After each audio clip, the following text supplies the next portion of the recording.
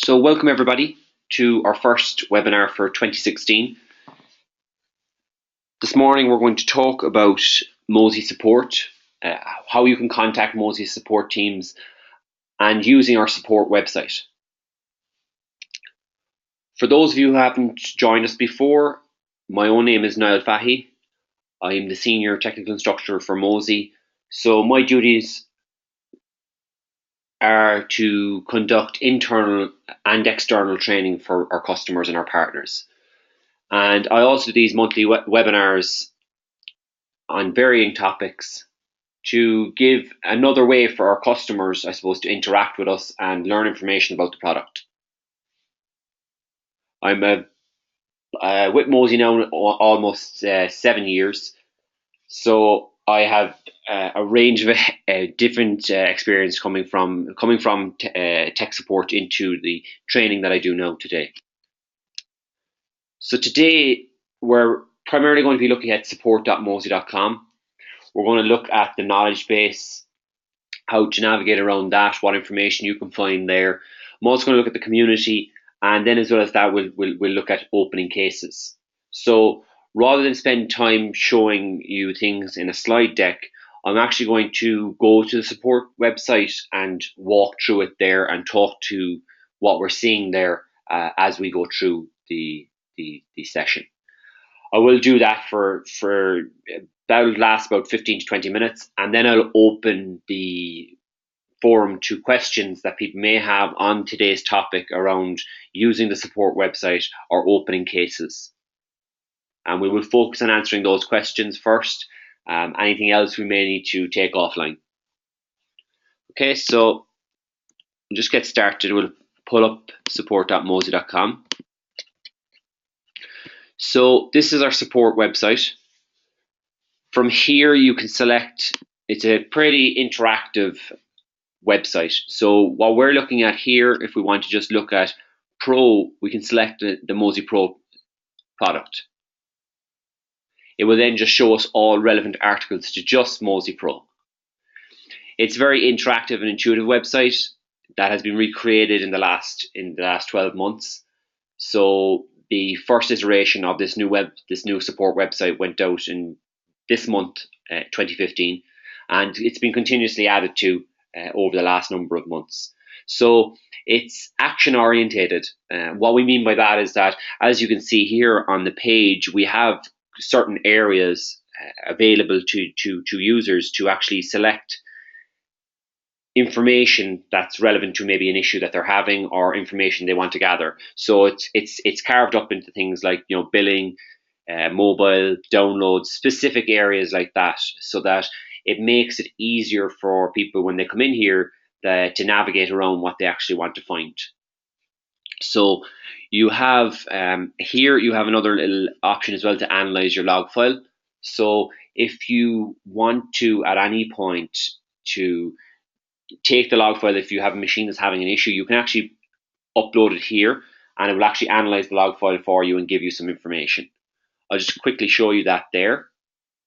So you just drag and drop a log file in here and it'll give you the information around the log file, if there's any issues on the machine and so forth. It gives you information then here as well on how to actually find the log file for your particular operating system. So that's a useful kind of a quick tool to use for any user who's experiencing issues, if they want to, you know, quickly trying to diagnose an issue themselves before contacting support or taking the time to contact support. If time is not available to them, then they can quickly check here and see if there's any, I suppose, knowledge base articles there that they can do a couple of steps themselves and try and resolve their issue. So you have various categories, as I said. If you look at the Getting Started category, once you go into the Getting Started category, it breaks it down for you. So it gives you information on creating an account, adding additional resources, downloading and installing the client. So the basic Getting Started information. You then go to Setup, and Setup will go through how you install on the client on the user's operating system. So it gives you information around, you know, how to install, frequently asked questions, any troubleshooting or installation issues you may have. And then as well, it also highlights the community. And the community is a forum for us to discuss any issues that users may be experiencing. And its intention is to drive, I suppose, interaction between four people in the forum. So although our techs do moderate the forum and they do go through it to see if there's any issues that they need to take and create a case for, the intention there is, like most forums, to create discussion around with people, so to see if they can, resolve the issue themselves by looking at or actually asking questions maybe in the forum of something if they want feedback from somebody that's not an employee of the organization. So it's useful. We do have a lot of uptake on it, and I'll look at that in more detail in a few moments. So it goes on like this for various issues, for various ones. Whatever one you go to, for Restore, it will give you a breakdown of actual knowledge base articles. Okay, and once you go and look at one of these sections, all these links under it are obviously, they will open knowledge base articles. So let's take this one. Where are restored files saved? If we click on that knowledge base article, it will open up the knowledge base article, and it will give me the information that I need. Okay, and this particular one, because it's a specific request, like where downloaded or restore files are saved, it opens up in our documentation setting. Okay, our documentation section here is more straightforward documentation information about the specifics around the software and frequently asked questions. Things like restoring from stopping an in-client restore. You click on that there. It's a knowledge base article, because the knowledge base articles, as opposed to the frequently asked questions, are more kind of living documents. So I see our knowledge base in support.mozy.com as almost like a living organism, in the fact that, in the sense that it's active. It's never the same. Our articles are constantly being updated by our techs. They're constantly being edited. If they're no longer relevant, they're removed. So it's constantly evolving, and that just I think is better than a static knowledge base, because a static knowledge base, if it's not being changed or not being updated, then the articles that are there are not probably relevant to people as they come in now. So our knowledge base articles are active, they're live. Our techs are constantly updating them if and when they see fit. So it does give a better experience for the knowledge base. The articles are more up to date and they're more on point. So you see the knowledge base articles like this. The short, they're normally broken up into issue and resolution, like this one. Okay, and you can leave any comments you want about the article. So if you find an article and you feel that it's not working currently, or that maybe needs updating because you follow the steps but you have to tweak them slightly, then we would encourage people to leave comments in the knowledge base to actually help grow the knowledge base into I suppose a more effective tool for our customers to use. And so the breakdown is the same then in all these ones here. And the final one I want to look at here on the knowledge base is the submit idea button. So here you will need to log in to submit an idea. You need to log in. I will do that in a moment, and that's just so that we can tie your idea to a user account, so we can contact you for any additional feedback we need or information. So just to go to the community. So our community is our forum, as I mentioned. It's broken up into various topics, as you can see here. Okay, so it's broken up into various topics here. There's forum topics, there's idea exchange. Okay, we also have our tutorials in here. So all past webinars are stored in here as well. Okay, and then we have some tutorials around the clients, how to use them and how to interact with them, and they're video tutorials that you can follow along with. There's an idea exchange. Okay, so that's on top of the submit idea. The submit idea button that's on the front page, that ties in here as well for new ideas.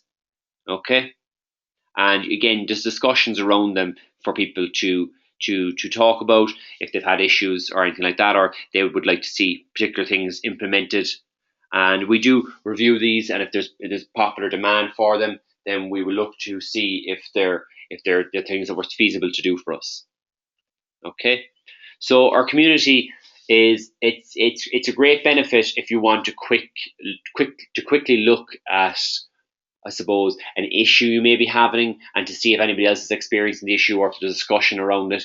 If you just don't have the time to interact with support for any particular reason, we all lead, quite busy lives ourselves, so that at times it can be hard to chisel out some time to contact support and to actually troubleshoot an issue. So sometimes we might just go to something like this community forum or the knowledge bases to quickly see if we can resolve the issue ourselves. And that's the intention of having these I suppose tools available to our customers and our users. So you can search if you want to ask a question, you can do that from here, and as well as that, you can from here as well. You can search the community to see if there's any relevant issues tied to something that you may be experiencing yourself. As I mentioned, you saw the knowledge base being tied to these main action points, but we can also just open up the knowledge base ourselves. Apologies. We can also just open up the knowledge base ourselves and search the knowledge base if we wish. Okay, if we want to search for a specific issue that we're having, we can search that in here in the knowledge base, and it will pull up any relevant knowledge base articles that are tied to this. So again, it's about making it as interactive as possible and easy to use as possible for you, our customers, and our end users. As I mentioned, our documentation section is broken up into the user guide, admin guide, and then any release notes or information about FedID or VM backup guide.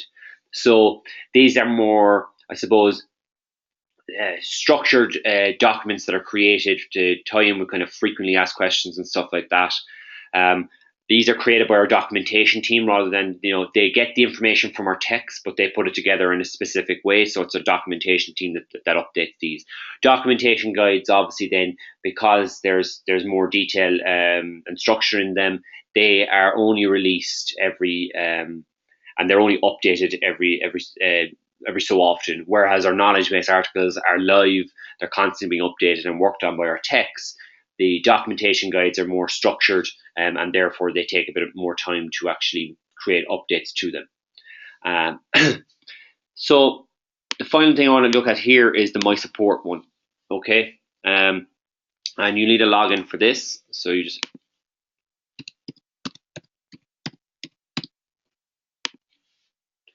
and the My Support page will allow you to look at your account and the machines under your account.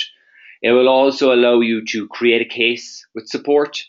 It will show you your support ID for if you want to phone into support. And it will also allow you to open a live chat with a support agent. Okay, so as you see here, my cases, I don't have any active cases for this account. And I do have some logs that I've analyzed previously, so I can check these if I go back to them. So I would have uploaded the log file. This was back in August of 2015. I looked at this log file, and it keeps these for me so that I can check back on them as I look on my account to see if there's any common issues or trends that I'm seeing. So the log analyzer as well is available from in here. Okay. And my health score here gives me an information around the backups on my account. Now, obviously, my one here, I would have a number of machines backing up to this account, various training machines and so forth. And I can see that at currently I have 94% success rate for my backups. I have 6% failures. Now, the failures, if I click on them there, will actually give me the breakdown of what ones are actually having issue. Okay, so what errors am I seeing? and which machines are having those errors. Okay, and if we look at it there, we can see that the majority there are in the Linux client, and they're because they're training machines that are not active at all, and a lot of them may be getting errors because they're not being backed up regularly. And I can see then all the devices. So because I'm an admin and I'm logging in here, I can see all the devices underneath the account that are potentially having issue, and I can create a new case for the individual machine. So if I want to open a case on a specific machine, I can come in here and do it from here. I can analyze the log for the machine. I can view any open cases for this machine, or I can chat with support about this machine. And the advantage of doing it from here is that obviously it ties that machine to the case straight off the bat. So the support person knows straight away which machine you're having an issue with, and they can get working on that straight away. Okay. If you want to, you can also create a case from here. Okay. And you'll be asked to fill in this information then. So you'll be asked to be given the information about the device, what error message you're getting, or case reason, subject, you can attach files, and then a description. So if you say, I'm over quota, and once you fill in the subject, then we will give you some suggested articles as well. And again, that's so that there may be an article here that maybe you weren't able to find in the knowledge base when you searched for it, or it's also to give you a chance that if you don't want to, if you don't have the time to be interacting with support currently, then maybe you could open up one of these articles and try them yourself first, to see if you can resolve the issue for yourself. So it just makes that, again, it's to try and give you more options to save time for yourself, because we know ourselves that when you're interacting with support, it's time consuming, because you're having to reach out to us, you're having to open the case and then communicate with us, and that takes it may only be 10 minutes, it may only be 15 minutes, but we want to ensure that our customers have a multitude of options in order to get the information and solutions that they need. And that's why, even when you're coming in here and you fill in your subject, it will give you some more suggested articles. And once you're happy with the information you've put in there, we would ask that you put in the description field, what you're seeing, what's happening to your backup, and just to give you a general description of what's happening. So again, and that's just to speed up the process for you and for our techs to be able to give you, I suppose, more relevant information and a quicker pace. Okay, I can chat with support as well if I want. I can start to chat here, and that chat support is available 24/7. So we have a follow the sun model of support. So we have our main support base, which is in Utah, and we have also a support office in Cork in the south of Ireland. So we have 24/7 coverage for our chats. And again, you can start the chat there, and that will go directly to a live chat with a support agent, and you can interact a bit more. I suppose it's more convenient for you, the user or the customer, to use the chat, because you can continue to do what you want to do. Some people that won't work, so we do as well have the phone option that you can phone, and here are your phone numbers, and your support ID then will be here. Okay, so your support ID is listed on your account up here, and you phone into these numbers here, and you can get phone support from there. As I say, we offer 3 different versions of contacting support: the creating the case, being able to chat live, or phone, because everybody likes to interact differently. Okay, and it's important for us to be able to provide these options to our users so that they can contact us in the way that's most comfortable for them, and the way that's as easy as possible for them, to get the resolutions or the answers that they require as quickly as possible. So that's the extent of my walkthrough and showing you the the actual support.mozy.com setup. So I'm going to leave it open to any questions you may have around on support.mozy.com. If you do have any, pop them into the chat or into the questions window. If you do have any questions on the topic, and I will address them as best I can here. If I can't provide you an answer directly here, I will obviously get that and take it offline and get the answer for you. If you don't have any questions and you're happy enough with what you have seen, just thank you for taking the time to join us here this morning. It's much appreciated. I know I'm taking time out of your workday schedule, which is not easy to carve out the time at times, and I know that. So I do really appreciate it. As well as that, if you don't have any questions, but there is maybe you've joined here today to see what these webinars are like. If you do have any topics you would like to see us cover, do please as well pop those into the either the chat window or the questions window, and I will take note of them, because I would like to be presenting on topics that are relevant to you and will create more interest for you, the users.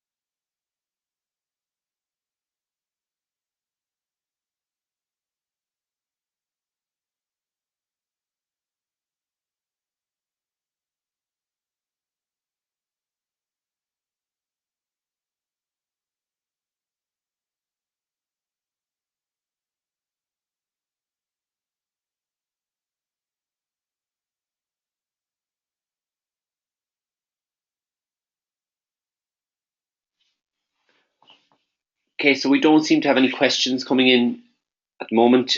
So I will wrap it up here for today. I do appreciate taking time to join us today. It's much appreciated. And I would like to return the time, any remaining time, back to you, rather than keeping you on the line if we don't have any questions coming in. If you do think of any questions or topics that you would like to cover, then do please reach out to me. You can email me, and I'll put in my email address into the chat window now. You should also have received it when you got the email, or when you signed up. And that just, if you do have any topics that you would like covered, or you do have any questions that you may think of after the fact today, then please do let me know. And thank you again for joining us today, and have a good rest of January. And we will see you all again in February for our next webinar.